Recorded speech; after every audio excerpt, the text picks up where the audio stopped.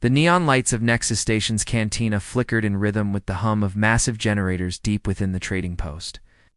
Purple and blue light danced across the metal walls while alien patrons from dozens of worlds shared drinks and stories.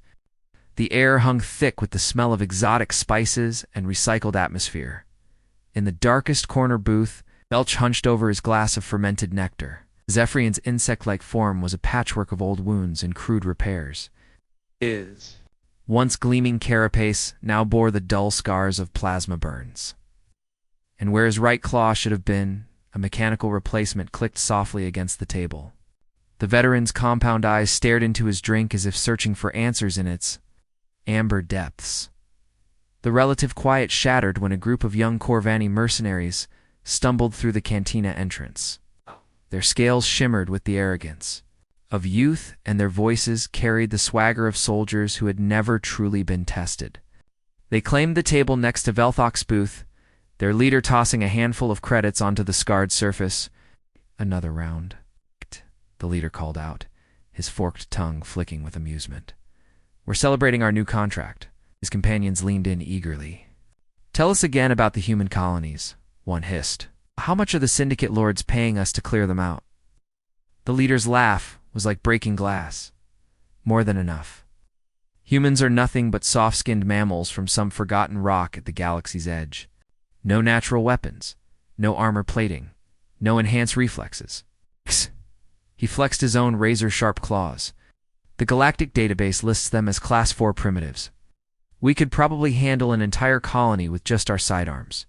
The other mercenaries joined his laughter, their scales rippling with shared mirth. "I heard they still use chemical projectile weapons," another added. "Can you imagine? Metal slugs fired by explosive powder? How primitive can you get?" "Their ships don't even have proper energy shields," the leader continued, warming to his subject. "Just thick metal plating, like flying in armored boxes. We'll cut through them like tissue paper." The mercenaries' voices grew louder with each drink, their boasts becoming more elaborate. They spoke of human weakness, of easy victories, and quick profits. Their laughter echoed off the cantina walls, drawing annoyed looks from other patrons. Velthok's grip tightened on his glass until the metal groaned. His mandibles clicked once, twice. Then began a rapid nervous pattern that other Zephyrians would recognize as extreme agitation.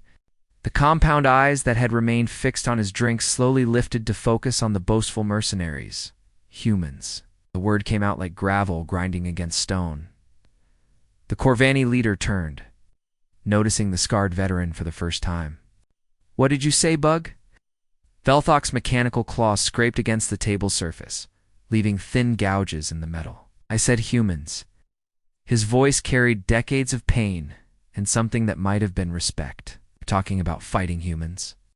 The mercenaries exchanged glances, their earlier mirth fading slightly. There was something in the old warrior's tone that made even their alcohol-fueled confidence waver. "Yeah, so what?" the leader demanded, though his voice had lost some of its swagger. "You got a problem with that?" "I fought them." The words fell into the cantina like stones into still water. "In the Outer Rim conflicts. 20 cycles ago." The laughter died completely. One of the younger Corvani leaned forward, his eyes narrowing, as he took in Velthok's injuries with new understanding. The plasma burns along his left arm formed a pattern consistent with human energy weapons. The crude cybernetic replacement claw bore the hallmarks of battlefield surgery. "You survived fighting humans?" the young mercenary whispered, his voice carrying a mixture of disbelief and growing dread. Velthok's drink trembled in his grip, the amber liquid sloshing against the glass, barely, and only because one of them. He paused, compound eyes distant with memory. "Only because one of them decided to let me live." The cantina around them had grown quiet. Other patrons, sensing the shift in atmosphere, leaned closer to listen. A Mantheri trader paused in counting his credits. A group of stellar nomads stopped their card game. Even the cantina's owner, a massive Therogian with 6 arms, ceased polishing glasses to focus on the scarred veteran. Velthok looked up, his compound eyes reflecting the cantina's neon lights like broken mirrors. Each facet caught the light differently, creating a kaleidoscope of pain and memory. "You want to know about humans? Then listen carefully." But no. This young warrior's, after I tell you what I've witnessed, what I've experienced firsthand, you'll never sleep soundly again." The silence stretched like a held breath. Finally, Velthok's voice dropped to barely above a whisper, forcing everyone to strain to hear his words. It began when the Galactic Council classified them as Class 4 primitives. We thought it would be simple conquest, just another expansion into undeveloped space. How wrong we were. Velthak's compound eyes grew distant as memories flooded back. The Zephyrian Command sent 3 full battle fleets to their colony world of New Busan, the Deathsting *Venom. Strike and Dark Talon *, over 200 ships carrying 40,000 elite warriors. We had plasma cannons that could melt through starship hulls, energy shields that could deflect asteroid impacts, and orbital bombardment systems capable of cracking continents. He gestured with his cybernetic claw toward the cantina's viewport, where stars twinkled in the void. They had mining equipment and determination. That's what our intelligence report said. Mining equipment and the stubborn refusal to abandon their new home. The veteran paused, his mandibles clicking in that anxious rhythm. Several other cantina patrons had moved closer, abandoning their own tables to hear the tale. A Therosian freighter captain settled his massive bulk into a nearby chair. A pair of stellar nomads perched on stools like exotic birds. "I was tactical officer aboard the flagship Deathsting," Velthak continued, "third in command of the entire invasion force. When we dropped out of hyperspace above New Busan, our long-range scanners painted a simple picture. One small colony settlement, maybe 10,000 human civilians. Their defensive grid consisted of a handful of orbital platforms armed with primitive missile launchers." One of the Corvani mercenaries leaned forward. "What kind of weapons did they have?" "Chemical projectile weapons. Bullets fired by explosive powder. Their vehicles were construction mechs and mining transports, big, slow, and built for work, not war." Velthak's voice carried bitter irony. "Our battle computers calculated a 98% chance of victory within 6 hours. The remaining 2% was margin for error." The same young Corvani who had spoken earlier snorted with derision. "Sounds like the easiest conquest in galactic history." Velthak's compound eyes snapped to him with such intensity that the mercenary's scales rippled with sudden unease. "Easy. Watch your words, hatchling. Those primitive humans taught me. That technology means nothing without the will to use it creatively." The veteran's cybernetic claw scraped against the table as he continued. "We began with standard orbital bombardment, precision strikes against their communication arrays and power generation facilities. Clean, efficient, designed to cripple their ability to coordinate resistance. Within an hour, their entire colony should have been helpless." He paused, compound eyes reflecting the cantina's lights like fractured mirrors. Instead, they adapted. Those construction mechs I mentioned. Within hours, they had welded armor plating to them and mounted their biggest weapons on top. Suddenly, we weren't facing mining equipment. We were looking at 30-meter-tall walking fortresses.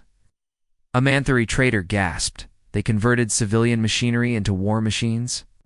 "In real time," Velthok confirmed. But that was just the beginning. "They took their mining charges, explosives designed to crack open asteroids, and turned them into ship killers. When our first landing shuttles approached the surface, they launched those charges on improvised rockets. Crude, inaccurate, but powerful enough to punch through military-grade armor." The veteran's voice grew more animated as he relived the memory. Captain Zarthik laughed when the first shuttle exploded, called it luck. When the second and third shuttles were destroyed, he stopped laughing. By the time they had knocked out half our landing force before they even touched ground, he was ordering full retreat. "But you had superior numbers," another Corvani protested. "Superior firepower. Numbers mean nothing when you can't find your enemy," Velthok replied grimly. "When we finally managed to land ground forces, something impossible happened. 10,000 humans simply vanished. Gone. Disappeared into tunnel networks they had somehow carved through solid rock in a matter of hours." His mandibles clicked rapidly. Our geological surveys had shown us the colony's layout.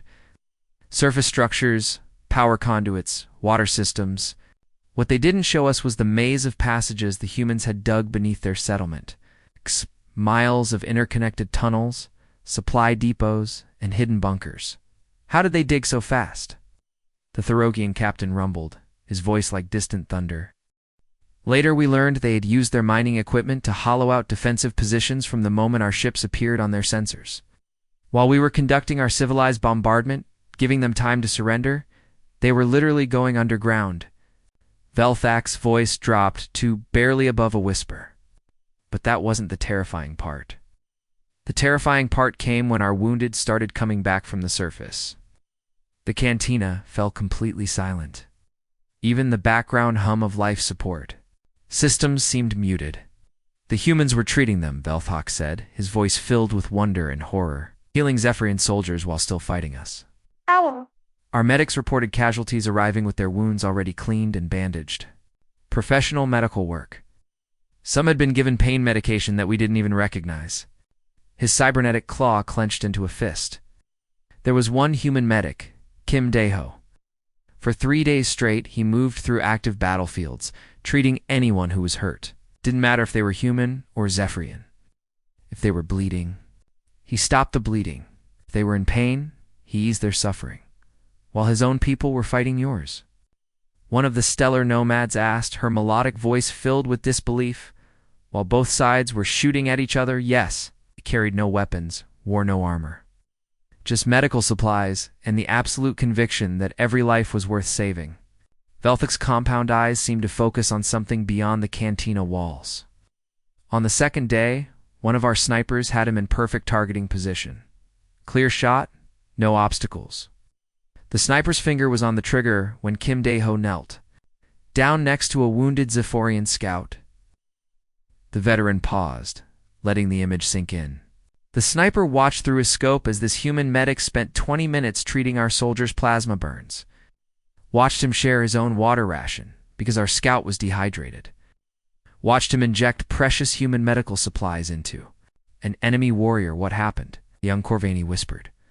The sniper lowered his weapon, couldn't bring himself to shoot. Later, when that same sniper was wounded by human return fire, guess who crawled across a battlefield under enemy fire to drag him to safety? The mercenaries exchanged uncertain glances, their earlier confidence crumbling. We had them outnumbered 30-1, Velthak continued, his voice gaining strength. We had superior technology, orbital support, and overwhelming firepower. According to every military manual in the galaxy, it should have been over in hours. His cybernetic claw opened and closed with mechanical precision. Instead, we fought for 18 months. 18 months of the most brutal, confusing, and ultimately pointless conflict in Zephyrian military history. When it finally ended, when the ceasefire was declared, half our forces had defected to their side. The cantina erupted in surprised murmurs. The Thoragian captain's 6 arms gestured in disbelief. The stellar nomads exchanged rapid words in their musical language. Defected, the Corvani leader managed to stammer. They didn't conquer us, Velthak said simply. They converted us. Showed us what we could become if we fought for something greater than conquest. By the end, more Zephyrian soldiers were fighting alongside humans than against them. Velthak's mechanical claw traced patterns on the table's surface as his voice dropped to barely above a whisper. The war changed completely when the humans encountered the ethereals. These weren't just another alien species, they were something beyond our understanding. Ancient beings of pure energy who had watched civilizations rise and fall for over 1,000,000 years. The cantina had grown so quiet that the soft hum of air recyclers seemed loud. Even the bartender had stopped serving drinks, his attention fixed on the scarred veteran's words. The ethereals lived in the Veil Nebula, on a world that existed in multiple dimensions simultaneously. Velthak continued. For countless millennia, they had observed galactic conflicts without ever interfering. They considered material beings too primitive to warrant their attention. No species had ever gained their respect or acknowledgement. A stellar nomad's melodic voice broke the silence. How do you know all this? Because I was there when everything changed. Velthak's compound eyes seemed to look through the cantina. Walls into distant space? It happened during the 8th month of the New Busan conflict. A human supply ship called the Soul's Pride was trying to run our blockade when we caught it near the edge of the Veil Nebula. His cybernetic claw clenched. Our pursuit squadron had damaged their engines badly. The ship was leaking atmosphere and losing power. Any sane pilot would have surrendered or tried to reach the nearest habitable world. Instead, their engineer made a desperate choice. What did he do? One of the young Corvani asked, his earlier arrogance completely forgotten. Park Hyun-woo was his name. Instead of trying to escape or sending out distress calls, he piloted that dying ship straight into the heart of the Veil Nebula, into ethereal space. Velthak paused, his mandibles clicking in remembered amazement.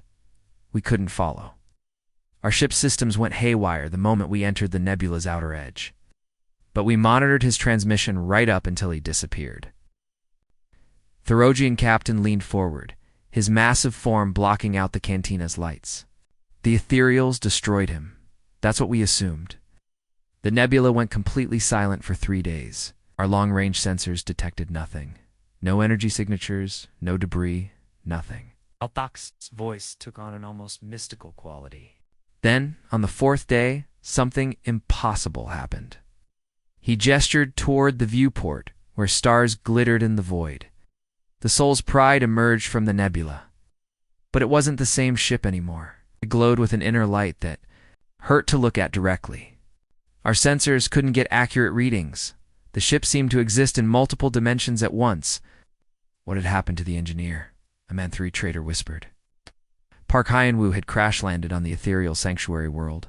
Well, his ship was broken beyond any hope of repair, his life support failing, his communication systems dead. Althak's compound eyes reflected the cantina's neon lights like fractured prisms.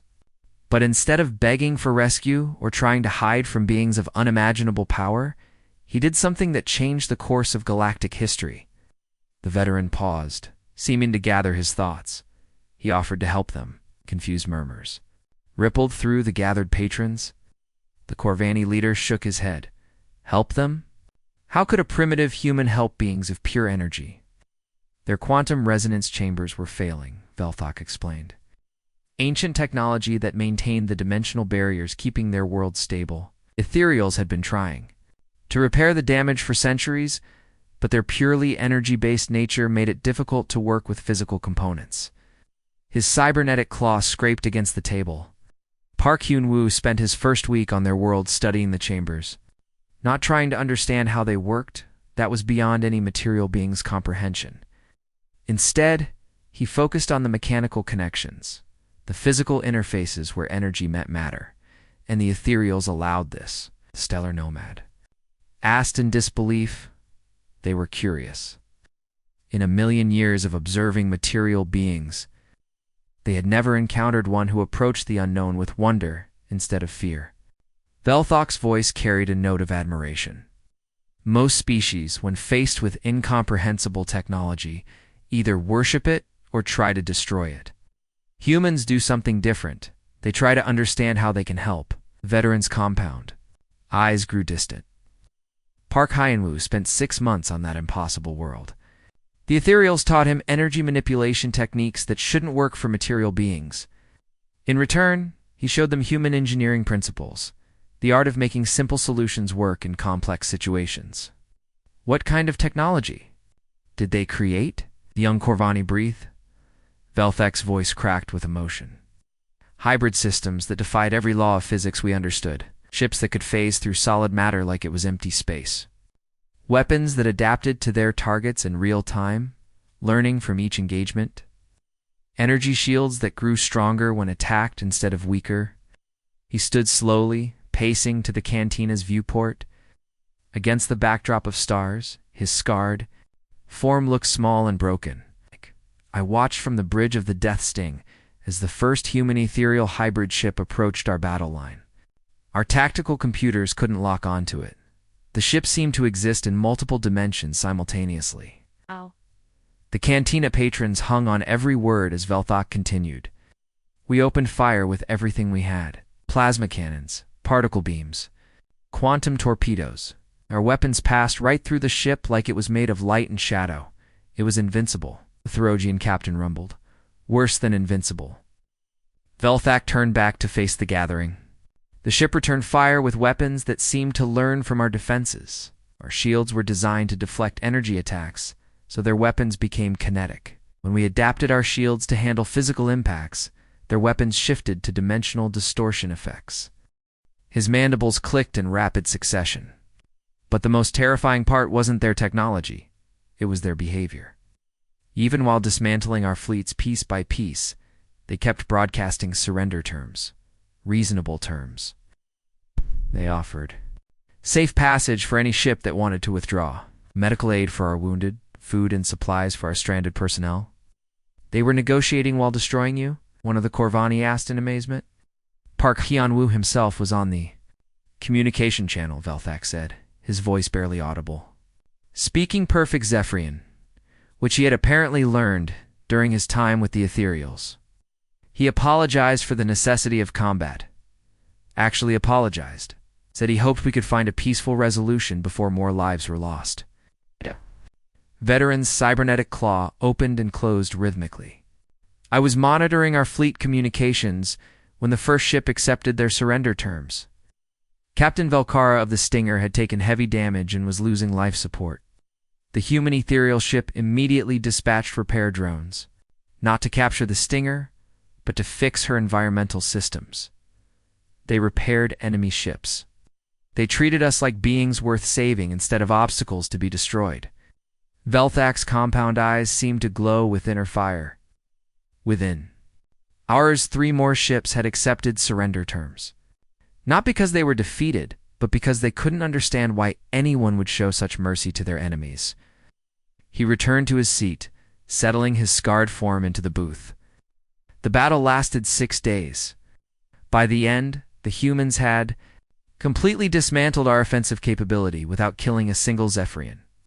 Every destroyed ship had been carefully disabled and its crew evacuated to safety. How many ships did you lose? The Manthari trader asked. All of them, Velthak said simply. But we didn't lose a single life. The humans and ethereals working together had achieved something that military strategists claimed was impossible. Total victory with 0 casualties. His voice dropped to barely above a whisper. We should have taken their surrender offers, should have recognized that beings capable of such power and such mercy were not our enemies.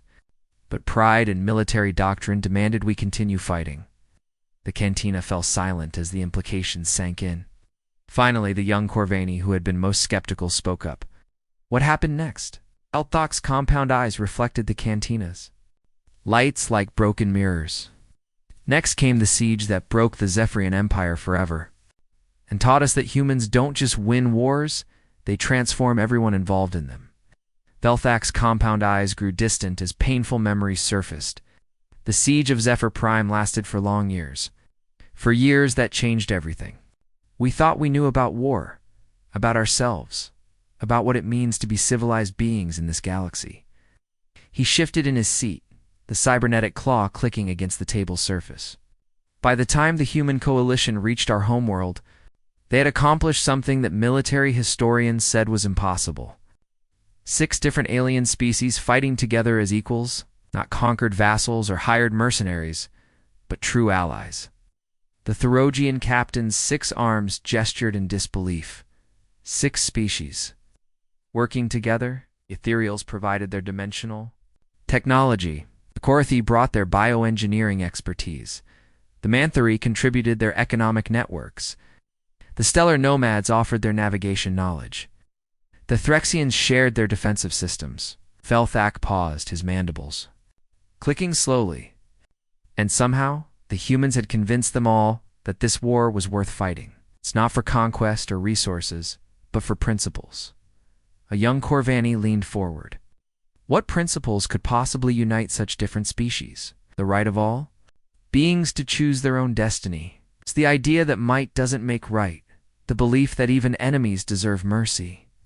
Velthak's voice carried bitter irony. Concepts that our own Zephyrian Empire had forgotten centuries ago. The veteran stood and walked to the cantina's main viewport, where Zephyr Prime itself was visible as a distant blue-green star. I was defense coordinator for the capital city when their fleet arrived, Omega City, home to 2 million Zephyrian civilians in the heart of our military command structure. His cybernetic claw traced patterns on the transparent aluminum. Our planetary shields were the strongest in the galaxy, energy barriers that could withstand direct hits from stellar-class weapons. Ground-based defense platforms with enough firepower to crack moons. We had prepared for a siege that could last decades. What happened when they arrived? The stellar nomad asked, her melodic voice tense with anticipation. I was in the command center when our long-range sensors detected the human coalition fleet, dropping out of hyperspace.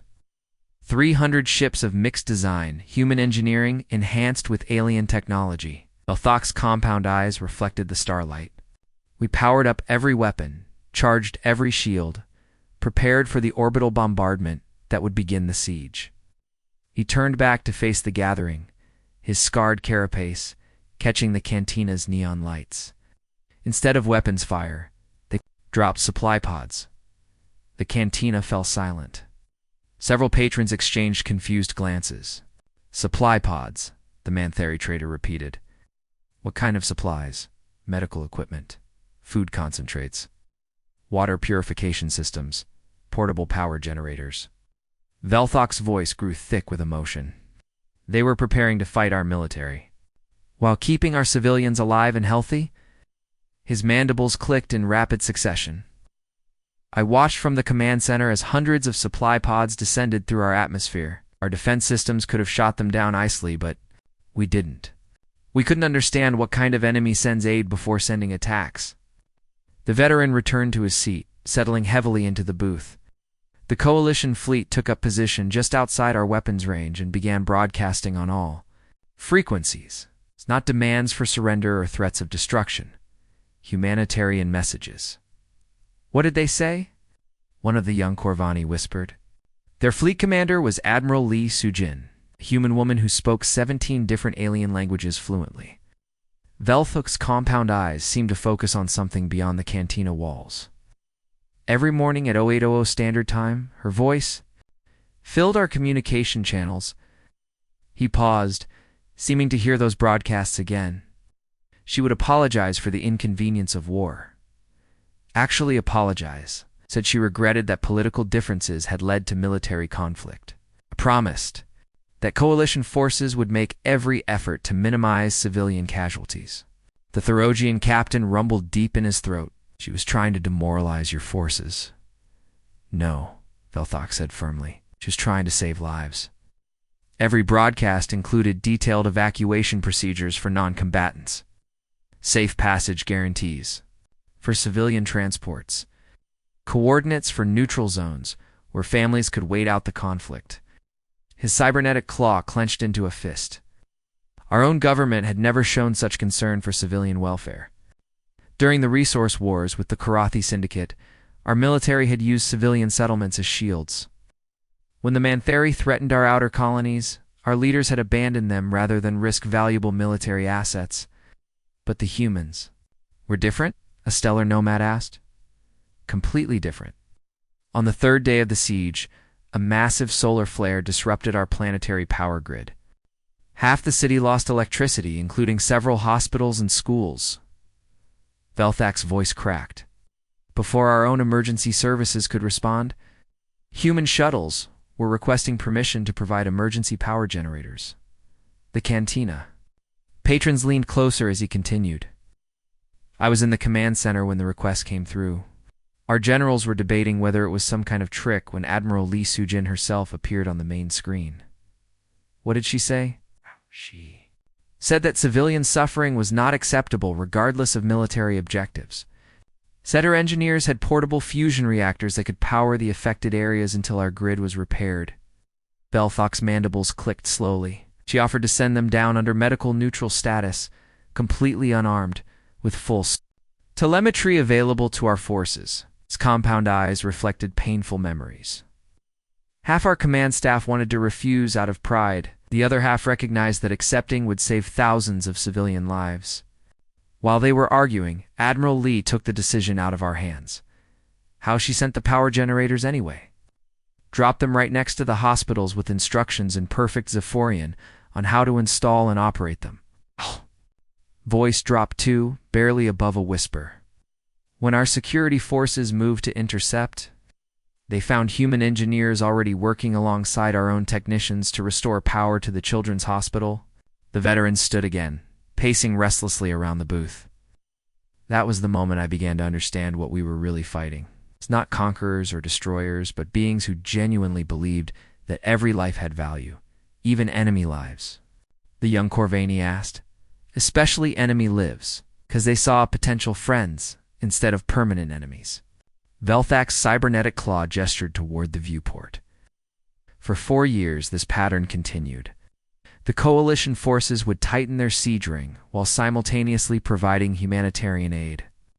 They would disable our defense platforms while sending medical supplies to treat the wounded operators. His voice grew bitter. Our own government responded by using civilian areas as military staging grounds, knowing the humans wouldn't attack locations where non-combatants might be harmed. We turned schools into ammunition depots, hospitals into command centers, residential districts into missile launch sites, and the humans pulled back rather than risk civilian casualties. Every time we used our own people as shields, they found alternative approaches that would avoid harming innocents. Velthak's mandibles clicked in what might have been laughter or despair. By the 3rd year, more Zephyrian civilians were demanding protection from our own military than from the human siege forces. The cantina had grown completely silent. Even the background hum of life support systems seemed muted. When the final assault came, it lasted less than 6 hours. Half our defense forces laid down their weapons rather than fight beings who had shown more compassion than our own leaders. Velthak's voice was barely audible. I was manning the last functional shield generator when the coalition forces breached our perimeter. Its compound eyes focused on the young Corvani, who had been most skeptical. I was there when the command center fell. Found myself face to face with a human soldier, Sergeant Choi Minho. Young man, probably barely old enough to serve in their military. What happened? I raised my plasma rifle, ready to die with whatever honor remained to me. Expected him to cut me down with superior human technology. Velthak's cybernetic claw trembled slightly. Instead, he kicked the weapon from my claws, grabbed my arm, said, "You're too valuable to waste on a meaningless last stand." The veteran's voice cracked with emotion. He helped me to the medical bay where human and Zephyrian doctors were working together to treat wounded from both sides. Said his orders were to preserve life, not take it. Velthak returned to his seat, compound eyes reflecting the cantinas. Lights like broken mirrors. That's when I realized we hadn't lost a war. We had been liberated from our own worst instincts. Velthak slowly raised his cybernetic claw, letting the cantina's neon lights reflect off its polished surface. The war ended not with humanity's victory, but with understanding. This replacement limb wasn't forced upon me as some mark of defeat. It was crafted by human engineers working alongside Zephyrian technicians, using the best of both our technologies. Flexed the mechanical digits, each movement precise and fluid. Dr. Sarah Kim and engineer Tak Jun-ho spent 3 months designing this interface. They could have given me a simple prosthetic, but instead, they created something that connects directly to my nervous system. I can feel texture, temperature, even pressure. It's better than my original claw ever was, the Corvani mercenaries watched in fascination as the cybernetic limb responded to Velthak's thoughts with perfect precision. The integration was so seamless that it was impossible to tell where organic tissue ended and artificial components began. But this is just one small example, Velthak continued, gesturing around the cantina with his organic arm. Look at this. Station. Really look at it. Nexus Station wasn't built by one species imposing their will on others. It was designed by 12 different civilizations working together as equals. The young Corvani followed his gaze, noticing details they had missed before. The lighting systems used ethereal energy manipulation techniques, the atmospheric processors bore Korathai bioengineering signatures. The structural supports showed Thoragian metallurgy principles. Even the artificial gravity generators incorporated stellar nomad navigation technology. The design principles came from humans, Velthak explained. Not the technology itself, but the concept of true cooperation. Before the Terran coalition, alien species worked together through dominance hierarchies. The strong commanded, the weak obeyed. Humans introduced something revolutionary, the idea that every species had valuable contributions to make. A stellar nomad at a nearby table spoke up, her melodic voice carrying across the cantina. I helped design the navigation systems for this station. For working with humans, my people's knowledge was treated as a trade secret. Something to be hoarded and sold to the highest bidder. She glided over to Velthok's booth, her crystalline form refracting the cantina's lights into rainbow patterns. The human engineers didn't try to buy our secrets or steal them. They asked us to teach them, and in return, they shared their own knowledge freely. It was ... unprecedented. Velth nodded slowly. No. That's what makes humans truly terrifying to those who profit from conflict and division. They don't just win wars, they transform everyone involved in them. The Thorodgian bartender, who had been listening while cleaning glasses, rumbled his agreement. My homeworld was devastated by the Korathi resource wars. Entire continents stripped bare, populations enslaved. When the Terran coalition liberated us, we expected them to claim our world as payment for their assistance. His 6 arms gestured expressively. Instead, they helped us rebuild. Human terraforming experts worked alongside Thorodgian engineers to restore our damaged ecosystems. They didn't want tribute or territory. They wanted partners. The cantina had become a gathering place for beings from across the galaxy. Velthok's story had drawn them all into the conversation. A Manthuri trader added his own experience. Human merchants revolutionized galactic trade by introducing fair pricing standards. Before the coalition, trade agreements were based on who had the bigger fleet. Now we have binding contracts that protect both buyers and sellers. His whiskers twitched with amusement. My profit margins actually increased when I started dealing. Honestly, with customers? Velthak's compound eyes swept across the gathering crowd. You ask what makes humans terrifying? It's not their weapons, though they've proven capable of creating devastating technology when necessary. It's not their stubbornness, though they refuse to surrender even when facing impossible odds. He paused, letting his words sink in before continuing. It's their ability to look at their enemies and see potential friends. To wage war while maintaining hope for peace. To fight you with one hand while offering aid with the other. The veteran's cybernetic claw clenched and relaxed. As he remembered, during the siege of Zephyr Prime, I watched human soldiers risk their lives to evacuate Zephyrian civilians from combat zones. These same humans had been fighting against us for 4 years, had lost friends and comrades to our weapons, yet they still saw us as beings worth saving. One of the young Corvani mercenaries, who had been silent throughout the tale, finally spoke up. But surely they must have hated you. After all, The fighting, all the death. That's what I expected, Velthak replied. That's what any rational being would feel. But humans have this incredible capacity for forgiveness. Not the kind that forgets past wrongs, but the kind that chooses to focus on future possibilities. The stellar nomad chimed in again. During the reconstruction of my homeworld, I worked with a human engineer named Park Min Jae. His brother had been killed in the early battles of our war. I expected him to treat me with suspicion or hostility. Her crystalline form shimmered with remembered emotion. Instead, he showed me holographs of his brother and talked about how the young man had always dreamed of exploring the galaxy and meeting alien species. Park Min Jae said his brother would have been excited to see humans and stellar nomads working together. Velthok stood slowly, his movements deliberate and measured. The Zephyrian hegemony joined the Terran coalition 3 cycles after the war ended, not as conquered subjects, but as equal partners. The vote in our High Council was unanimous. He reached into his carapace and withdrew a small device, a coalition citizenship badge that glowed with soft blue light. This represents more than just political alliance. It represents transformation. The Zephyrian Empire was built on conquest and domination. The coalition we joined was founded on cooperation and mutual respect. The cantina fell silent as Velthak moved toward the exit, his cybernetic claw reflecting the station's lights one final time. At the threshold, he paused and looked back at the young Corvani mercenaries who had started this conversation. So ask yourselves this question, young warriors. When you encounter humans, and you will encounter them eventually. Do you want to be their enemies? Or do you want to discover what you could become if you chose to stand beside them? His compound, eyes fixed on each mercenary in turn, because humans have this terrifying habit of making that choice matter. They'll fight you if they must, but they'll never stop hoping they can save you instead.